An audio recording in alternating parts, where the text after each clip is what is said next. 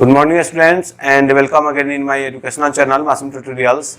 आज हम लोग elimination reactions of halo alkane पढ़ेंगे। एक हेलो एल्केन का स्ट्रक्चर बनाया है। इधर में कोई भी अल्काइल ग्रुप हो सकता है, इधर कोई अल्काइल ग्रुप हो सकता है, इधर भी अल्काइल ग्रुप हो सकता है।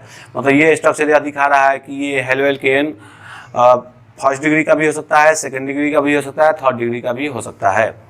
लेकिन एलिमिनेशन रिएक्शन दिखाने के लिए पहला कंडीशन यह है, पहला शर्त यह है कि बीटा कार्बन के पास हाइड्रोजन होना चाहिए। तो यहाँ पर आप देख सकते हैं कि हेलोजन जिस कार्बन से लगा है वो उसको अल्फा कार्बन कहेंगे, उसके बगल वाले कार्बन को बीटा कार्बन कहेंगे। तो इस बीटा कार्बन के पास जो है हाइड्रोजन है, मतलब ये हेलो एल्केन जो है एलिमिनेशन रिएक्शन शो करेगा।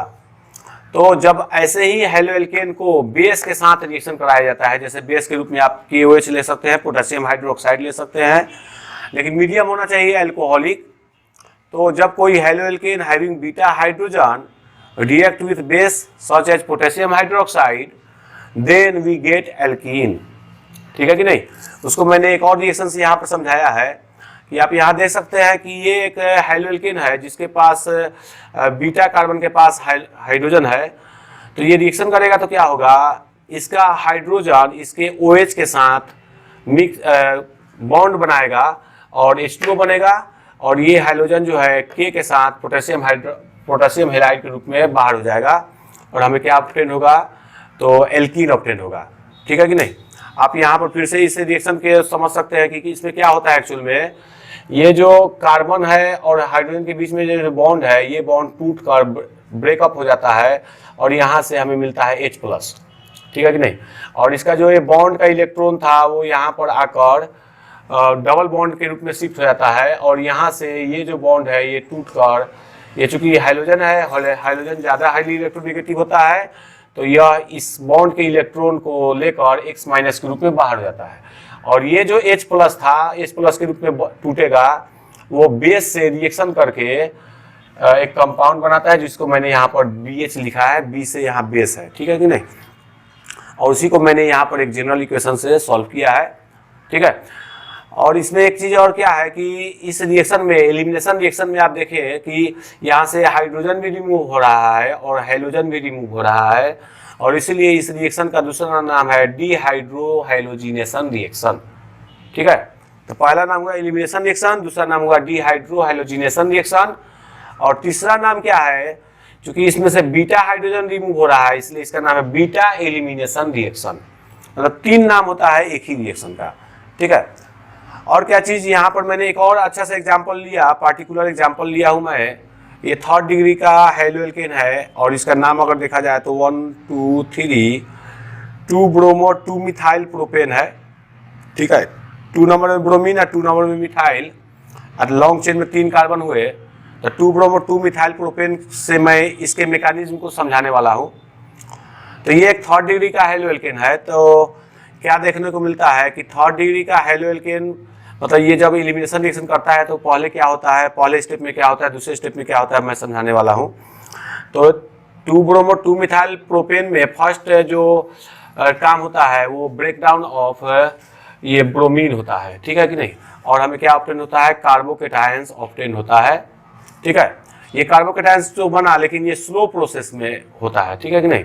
ये स्लो प्रोसेस है कार्बोकेटायंस का बनना, और ये कार्बोकेटायंस स्टेबल होता है क्योंकि थर्ड डिग्री का है, तो कार्बोकेटायंस स्टेबल थोड़ा होगा। और उसके बाद क्या होगा, ये जो कार्बोकेटायंस में यहाँ पर ये 3 हाइड्रोजन है ना, तो और ये कार्बोकेटायंस का मतलब है इसके पास इलेक्ट्रॉन का कमी है। इसी को मैंने फिर से यहाँ पर लिखा, स्टेप 2 है या स्टेप 1 में होगा कार्बोकेटायंस का फॉर्मेशन होगा, और स्टेप 2 में जो है कार्बोकेटायंस में क्या होगा कि ये बॉन्ड जो है ब्रेकअप होगा, हाइड्रोजन का बॉन्ड, और ये हाइड्रोजन जो है H+ के रूप में रिमूव हो जाएगा यहाँ से, और वो बेस के ऑक्सीजन के साथ बॉन्ड बनाकर वाटर बना लेगा, और ये जो बॉन्ड ब्रेकअप हुआ है वो बॉन्ड यहाँ पर डबल बॉन्ड आ जाएगा। तो यहाँ पर मैंने ये लिखा एक स्ट्रक्चर। ठीक है कि नहीं? I hope you understand it.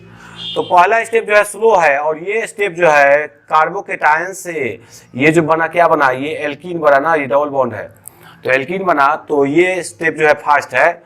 तो ये आप याद रखें कि कोई भी रिएक्शन का रेट जो है स्लो स्टेप पर डिपेंड करता है, इसलिए ये जो एलिमिनेशन रिएक्शन का रेट है वो कार्बोकेटायंस के फॉर्मेशन पर डिपेंड करता है। और चूंकि थर्ड डिग्री हैलोएल्केन जो होता है कार्बोकेटायंस इजीली फॉर्म करता है, और इसीलिए सबसे ज़्यादा जो एलिमिनेशन रिएक्शन दिखाएगा वो थर्ड डिग्री का दिखाएगा, थर्ड डिग्री का हैलोएल्केन दिखाएगा, उससे कम जो है सेकेंड डिग्री का हैलोएल्केन दिखाएगा, और सबसे कम जो है वो एलिमिनेशन रिएक्शन दिखाएगा वो फर्स्ट डिग्री का हैलोएल्केन शो करता है। ठीक है, तो आपसे पूछ सकता है कोई भी एग्जाम में कि इसमें से कौन जो है एलिमिनेशन रिएक्शन फास्ट शो करता है, तो आप देखें कि उसमें थर्ड डिग्री का हैलोएल्केन कौन है। जो थर्ड डिग्री का हैलोएल्केन होगा वो जल्दी एलिमिनेशन रिएक्शन शो करेगा, because there carbocations are more stable due to hyperconjugation. Hyperconjugation के कारण carbocations of third degree haloalkane ज़्यादा स्टेबल होता है, so the such carbocations can easily form and as a result they show elimination reaction fastly. ठीक है कि नहीं। और इसी के यही लॉजिक जो है सेकेंड डिग्री और फर्स्ट डिग्री में आप लगा सकते हैं कि फर्स्ट डिग्री का कार्बोकेटायन जो है ज़्यादा स्टेबल नहीं होता, इसलिए इसका कार्बोकेटायंस ही जल्दी नहीं बनेगा।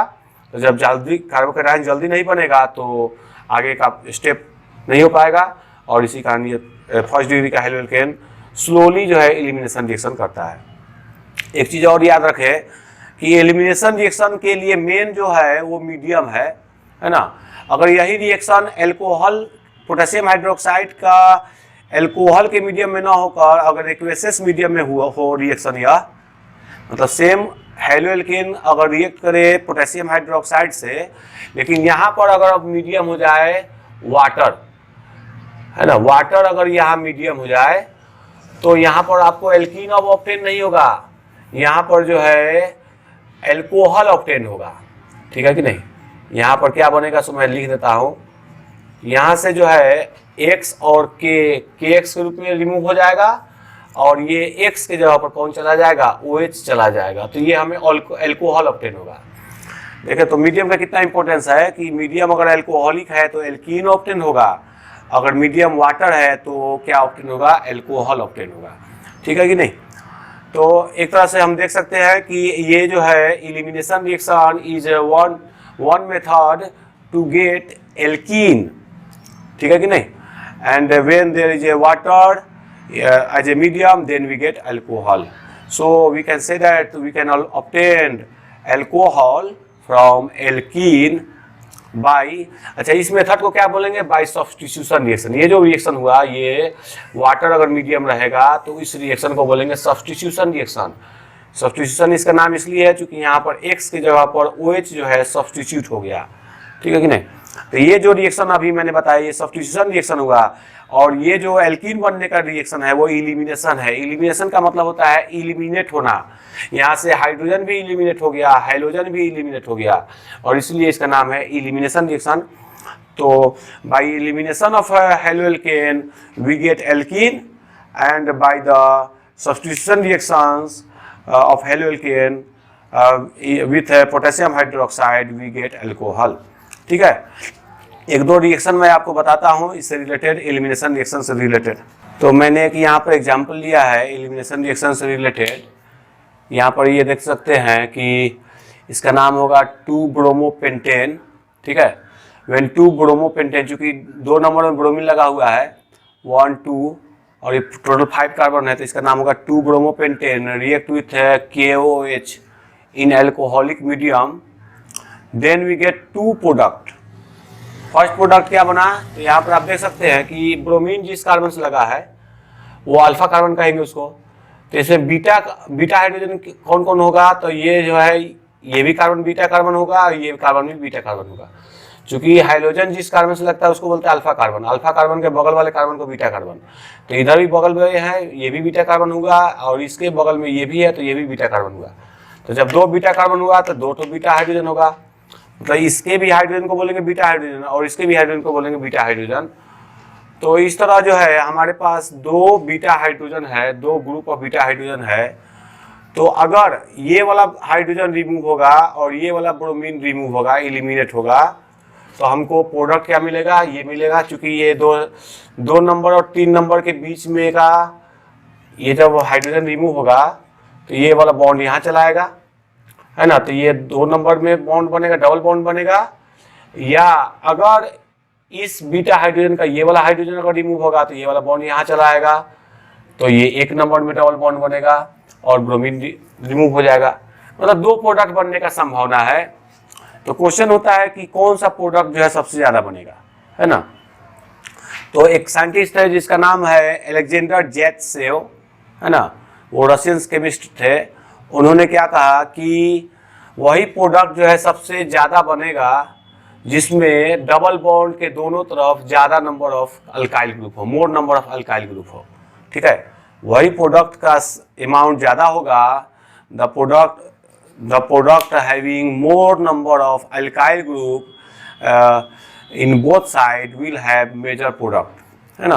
तो यहाँ पर आप देखेंगे कि इस डबल बॉन्ड के इधर में 3 कार्बन, इधर में 2 कार्बन, इसमें डबल बॉन्ड के इधर 4 कार्बन, इधर 1 कार्बन। तो इसमें जो है 2 और 3 है, तो इसमें अल्काइल ग्रुप ज्यादा है, इधर भी 2 है, इधर भी 3 है।